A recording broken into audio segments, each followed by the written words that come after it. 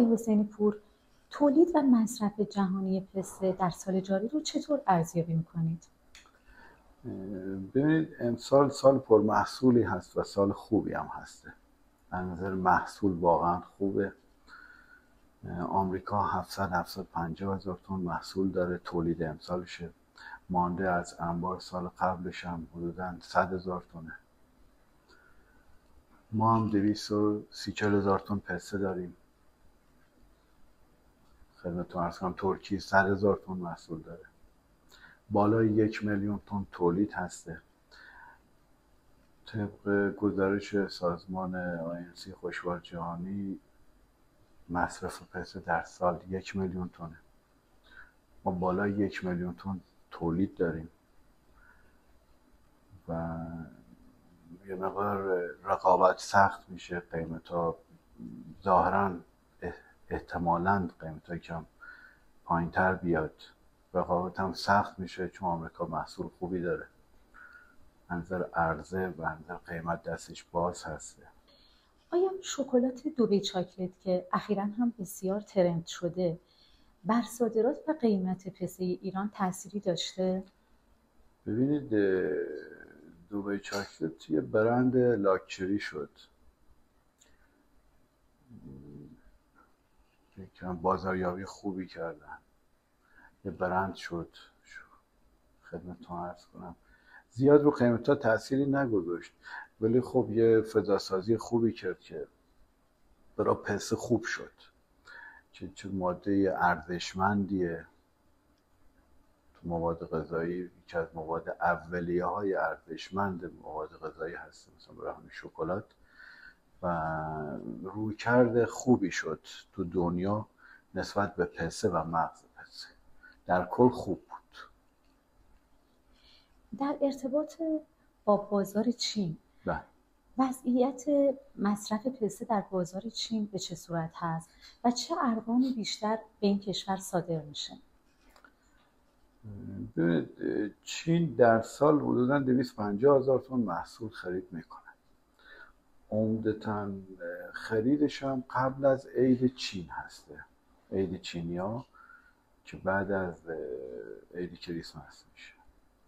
ما اگه 40-50% محصولمونه تو در ماه مهر ماه و 3 ماه اول مهر و آبان آذر بتونیم به چینیا بفروشیم، یه مقدار دستمون باز میشه تو فروش پسته و بازار بالانس میشه. آقای حسینی پور، وضعیت مغز پسته ایرانی در بازار چین به چه صورت هست؟ مغز هم چند سالی هست شروع کردن، الان مغزای 2-3 رو از ما میخوان. انشالله که بتونیم اول فصل هم باشون کار کنیم. ظاهرا بازاری باز شده برای مغز پسته. قبلا مغز نمیخریدن، خرید نداشتن. دنبستی که میرفت کلن برای مکانیک خندون میشد. الان ظاهرا دستگاه هم گذاشتن، دارن دستگاه پسته رو خرد میکنن، دنبست خرد میکنن، مغز میکنن، مصرفشون شروع شد. اینم خوبه. بله. آیا تعرفه‌های ناشی از جنگ تجاری بین آمریکا و چین بر رقابت ما با آمریکا در بازار چین تأثیری داره؟ ببینید تعرفه‌ها نه. ویتنام الان هست، پسر آمریکایی پسر میبرن ویتنام. از ویتنام محصول که بخواد به چین بره با تعرفه 0% میره. اونجا بسته‌بندی ها عوض میشه، سری کارهای هم روش انجام میشه، یه 5% هزینه میخوره، میره بازار چین. عملا تعرفه‌های سنگینی که چین و آمریکا برای هم گذاشتن رو پسته 0. درسته. قیمت پسته در بازار چین چگونه تعیین میشه؟ قیمت رو قبلا ایران تعیین میکرد، با کل دنیا متوجه قیمت گذاری ایران بودن. الان چند سالی هست که آمریکا پیشی گرفته تو تولید، قیمت آمریکایی تعیین میکنن. اونا دستشون بازتره، عرضه سنگینی دارن، خب طبیعتا رو قیمت مانور میدن.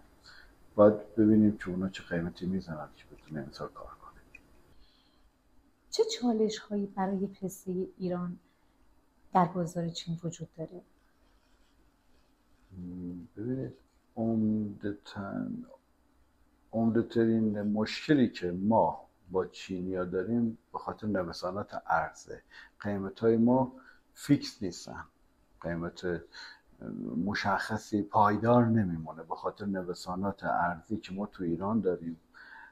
یه مشکل بزرگی پیش میاد، قیمت‌ها نوسان داره، تجار چینی، خریدار چینی واقعا راضی نیستن از این، اونام دارن قرارداد قیمتی میبندن با مصرف کننده هاشون. وقتی تو ایران میبینیم اینقدر نوسان قیمتی هسته، بزرگترین مشکل ما همینه، نمیتونیم باشون یه برنامه طولانی مدتی اجرا کنیم. بله، خیلی ممنونم از شما جناب آقای حسینی پور، استاد بزرگ صنعت پسته ایران، از اینکه وقتتون رو در اختیار ما قرار دادید. امیدوارم که بتونیم در سال جاری حضور درخشانی در بازارهای جهانی داشته باشیم.